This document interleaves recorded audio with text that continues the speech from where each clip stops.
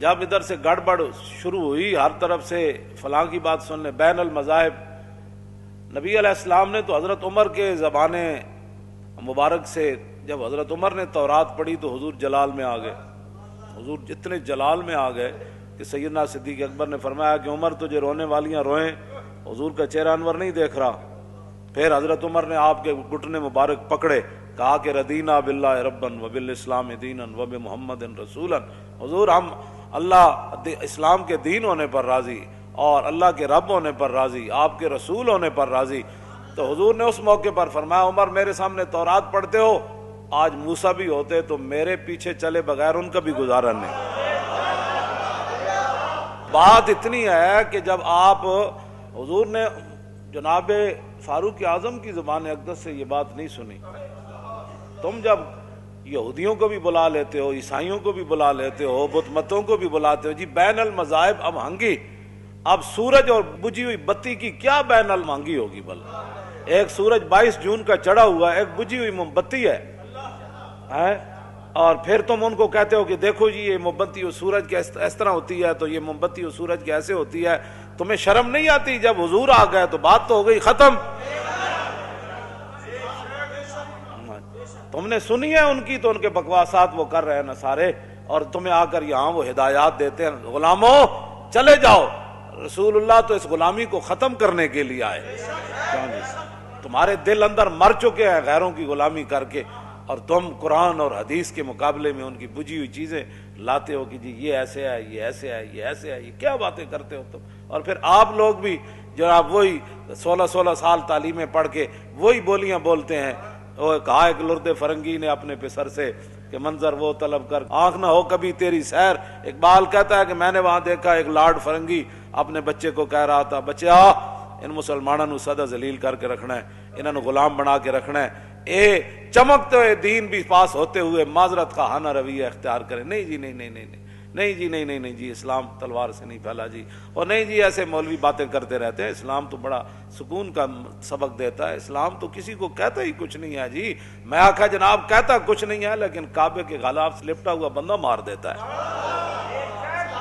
کہتا کچھ نہیں ہے کسی کو۔ فتح مکہ والے دن کتی کے بچے بچ جاتے ہیں، لیکن ایک انسان کعبے کے ساتھ لپٹا ہوا قتل ہو جاتا ہے۔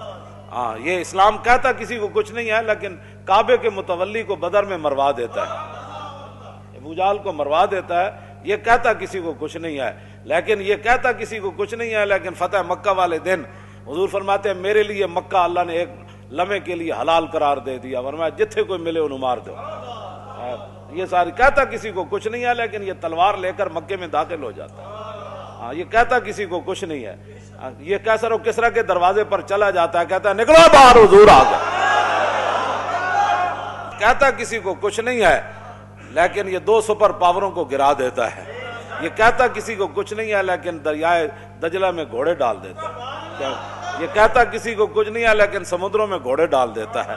یہ کہتا کسی کو کچھ نہیں ہے، لیکن افریقہ کے جنگلوں میں حضرت عقبہ بن نافع رات پڑ گئی، صحابہ کو کہا یہاں شیر ہیں، چیتے ہیں، یہاں تو فوج کو نقصان پہنچائیں گے۔ یہ کہتا کسی کو کچھ نہیں ہے، لیکن چھوڑتا یہ شیروں اور سانپوں کو بھی نہیں ہے۔ یہ کہتا کسی کو کچھ نہیں ہے۔ آپ جب ٹیلے پر چڑھے فرمایا او شیرو، او بھیڑیو، او سپو، او ٹھوئے، تو انہوں پتا اسی کون ہاں؟ اسی محمد عربی دے غلام ہاں، اور اسی دین دے خاطر تلواراں تے گھوڑیاں تے لگے پھرنے ہاں۔ آج سانو رات پہ گئی اس جنگل وچ، اسی سنیا بھئی تسی بڑی تکلیف دیندے ہو، تسی لڑ پیندے ہو، بندے نو ڈنگ مار دیندے ہو، تے میرا حکم اے وے کہ آج یہ جنگل خالی کر دیا جائے۔ یہ کہتا کسی کو کچھ نہیں، کیوں جی؟ یہ کہتا کسی کو کچھ نہیں ہے، لیکن بیٹے کے ہاتھوں باپ مروا دیتا ہے۔ ابو عبیدہ بن جراح، ہاں یہ کہتا کسی کو کچھ نہیں ہے، لیکن بیٹا باپ کے سر پر تلوار رکھ دیتا ہے۔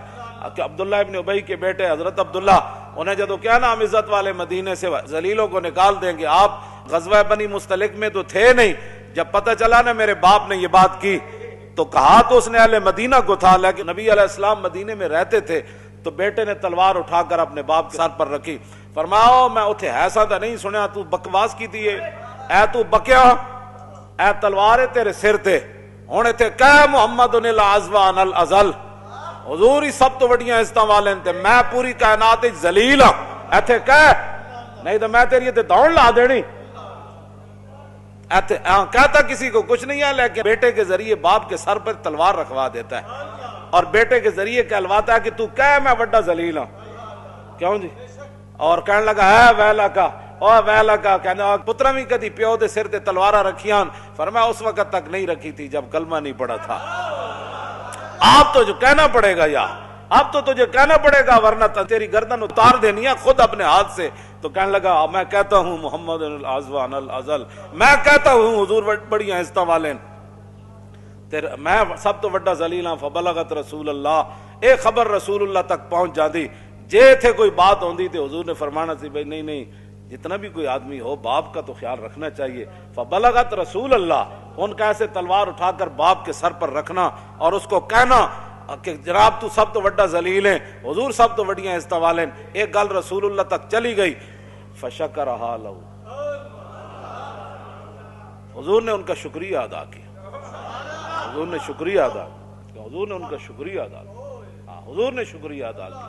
حضور خود چاہتے ہیں جب میری بات ہو تو پھر میرا کلمہ پڑھنے والا صرف مجھے دیکھے.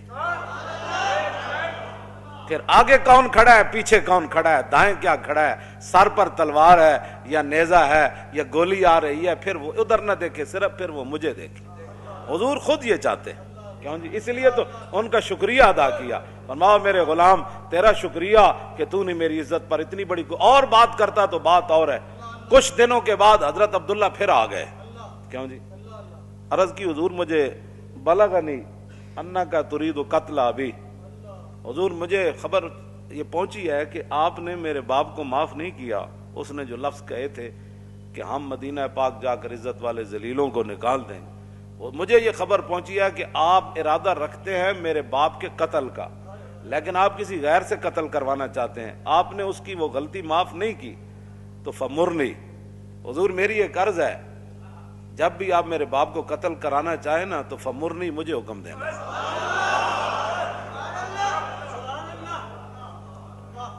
پھر کیا ہوگا؟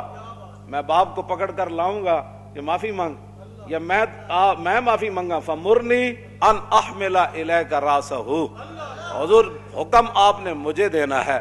پھر منظر دیکھیں کہ میں سر کاٹ کے آپ کے قدموں میں کیسے لاتا ہوں. یہ کہتا کسی کو کچھ نہیں، یہ کہتا کسی کو کچھ نہیں ہے. کیوں جی؟ ہاں یہ کہتا کسی کو کچھ نہیں ہے، لیکن بھانجے کے ذریعے ماما مروا دیتا ہے. یہ کہتا کسی کو کچھ نہیں ہے. یہ کیا باتیں ہوئی؟ کون سے تم اسلام کی تشریحات کرتے ہو اور 12 ربیع الاول شریف کے اندر جناب تم باتیں ایسی لا یعنی قسم کی وہاں گفتگویں کرتے. وہ سکالر بھی ایسے ہی ہوتے ہیں، تعلیم کے تیزاب میں ڈال کر اس کی خودی کو. اقبال کہندا ہو، لارڈ فرنگی کہنے لگا ہو انہاں مسلمانوں نو غلام رکھنا ہے، انہاں اندروں غلام بنا دینا ہے. انہیں کہے تے غلام نہیں بن دے. کیوں جی؟ یہ تے غلام بن کے مکے چ مار کھا لیندے، گل نہیں مندے. یہ تے سوراخ ایڈے ایڈے کروا لینے. حضرت حباب دے جسم وچ ایڈے ایڈے سوراخ سن. حضرت عمر ویکھ کے چیخ پے سن. فرمایا حباب کی ہویا؟ عرض کی جناب بلال نو تو چھڑان والے آ جاندے سن، اگ تے لیٹے تے مینوں تو چھڑان والا بھی کوئی نہیں سی ہوندا. میری تے چربی اگ بجاندی ہوندی سی. ایک گل دسو ذرا عقل چاندی گل. ایک جاگن تے ایک جاگ نہ جاگن، ایک جاگ دے ہی ستے ہو، ایک بت خانے جا واصل ہوئے تے ایک رہ وچ مسیتی ہو. بند پر پا نیس پر جان و دل مشکل اندر مشکل اندر مشکل است. اقبال کہندا مسلماناں دی بیڑیاں جڑیاں نا او دل تے روح تے انگریزاں پا چھڑیاں. اے پیراں دیاں بیڑیاں ہوندیاں تے اسی کوئی لوہ تے پلاس لے کے تے تھوڑے لو کے. اقبال کہندا اسا توڑ دینیاں سن لیکن مشکل اندر مشکل اندر مشکل است. اقبال کہندا اے تے مشکل ہے کہ انہاں نے دل بند دیتے، انہاں دی روح بند دتی، انہاں دے افکار بدل دیتے، انہاں دیاں سوچاں بدل دتیاں. اے جدوں بھی اسلام نو پڑھنا چاہندے تے کہندے نہیں انگریز کیا کہتا ہے اس مسئلے. ہاں انہوں نے کبھی بھی نہیں سوچا کہ رسول اللہ نے کیا فرمایا. ہاں یہ کیا بات ہوئی. یہ جب بھی بات کرتے ہیں تو انگریزوں کی باتیں کرتے ہیں. یہ کہتا کسی کو کچھ نہیں ہے لیکن 10 سال کے اندر 100 جنگیں کر دیتا ہے. یہ کہتا کسی کو کچھ نہیں ہے لیکن یہ جنگ یمامہ میں 36,000 منکرین ختم نبوت کو ذبح کر دیتا ہے. ہاں یہ کہتا کسی کو کچھ نہیں ہے لیکن صرف اتنی بات جو کہے کہ یہ پھر یدو کیوں جی یہ بھاگ جائیں گے میدان حدیبیہ میں. یہ کہتا کسی کو کچھ نہیں ہے. اتھے عروہ بن مسعود گل کر رہے ہومن بھی سفیر اور رسول اللہ وہاں اتھے خلق عظیم دے مالک بھی بیٹھے ہومن. وما ارسلناک الا رحمت للعالمین دیاں شانہ دے مالک بھی اتھے بیٹھے ہومن. تے نال عروہ بن مسعود گل کر دیں کہ یہ چھوڑ جائیں گے آپ کو، بھاگ جائیں گے. یہ کہتا کسی کو کچھ نہیں ہے، لیکن افضل الخلق بعد الرسل تے صحابہ وچ سب تو وڈے عالم کیوں جی جہاں اسلام اتنے قرضہ اج بھی باقی ہے صدیق اکبر دا، جہاں عالم ارواح تو لے کے تے عالم برزخ تک اج بھی حضور دے نال ہن، اتنی شانہ دے مالک ہون تے اتنے وڈے عالم ہون تے اتقا بھی ہون، سب تو وڈے نیک بھی ہون، اسلام انہاں دا مقروض بھی ہوئے، یہ ساریاں شانہ اپنی جگہ ہون، لیکن عروہ بن مسعود ایک جملہ کہہ دے من میدان حدیبیہ تانا دیندے ہیں رسول اللہ نو کہ تسی انہاں تے بھروسہ کر کے ساڈے نال لڑن لگے ہو، اے تے نس جان گے، اے تانوں عین لڑائی دے وقت اے چھڈ جان گے۔ تے فقال له ابو بکر اور امسس بزر اللات نحن نفر عنه وندعو، افضل الخلق یہ جملہ اپنے منہ سے کہہ دے۔ تم ہمیں اخلاق سکھانا چاہتے ہو؟ جو یہود و نصارہ کی ایجنٹیاں کرتے ہو، ساری رات ڈرامے اور فلمیں دیکھتے ہو، کیوں جی 2 نمبر مال بیچتے ہو، ہر دفتر میں رشوت اور جناب سود تم بینکوں سے کھاتے ہو۔ میں جانتا ہوں سارا کچھ جہاں سے جو لوگ کمائی کرتے ہیں، تو پھر بڑی بڑی بلڈنگیں ڈی ایچ اے بناؤ تو بیریا ٹاؤن بناؤ۔ مجھے بتاؤ نا کہ 40 سال 10 سال تے رسول اللہ دی ظاہری حیات ہے، پھر 30 سال خلافت علی من حاج النبوت، اس وچ ایک مکان بھی مدینے چ نواں بنا ہوئے، دسو نا سا 2 سپر پاورا جناب ٹوٹیاں ہون تے حضرت عمر دے کپڑے بدل گئے ہون، بلکہ 36 پیوند مزید لگ جانے۔ ہاں حکمران عبود و سامان نداشت دستے جز تیغو قرآن نداشت۔ اقبال کہتا ساڑھے حکمران ضرور رہے، سپر پاورا بھی ڈھائیاں، تو میں کہا اقبال پھر انہاں ڈی ایچ اے بنائے، بیریا ٹاؤن بنائے، پورا جناب پاکستان پلاٹا میں تقسیم کر دیتا۔ کہنے لگا نا حکمران عبود و سامان نداشت، حکمران ضرور سن لیکن دنیا دا سامان کچھ بھی نہیں رکھ دے۔ میں کہا کچھ تے رکھ دے ہونے نا، کہندا دستو جز تیغو قرآن نداشت، کہندا انہاں دے ہاتھ وچ ایک ہاتھ وچ قرآن سی تے دوسرے ہاتھ وچ تلوار سی۔ مزید ویڈیوز اور اپڈیٹس کے لیے یوٹیوب پر علامہ Khadim Hussain Rizvi official channel subscribe کریں اور بیل آئیکن پر بھی کلک کریں۔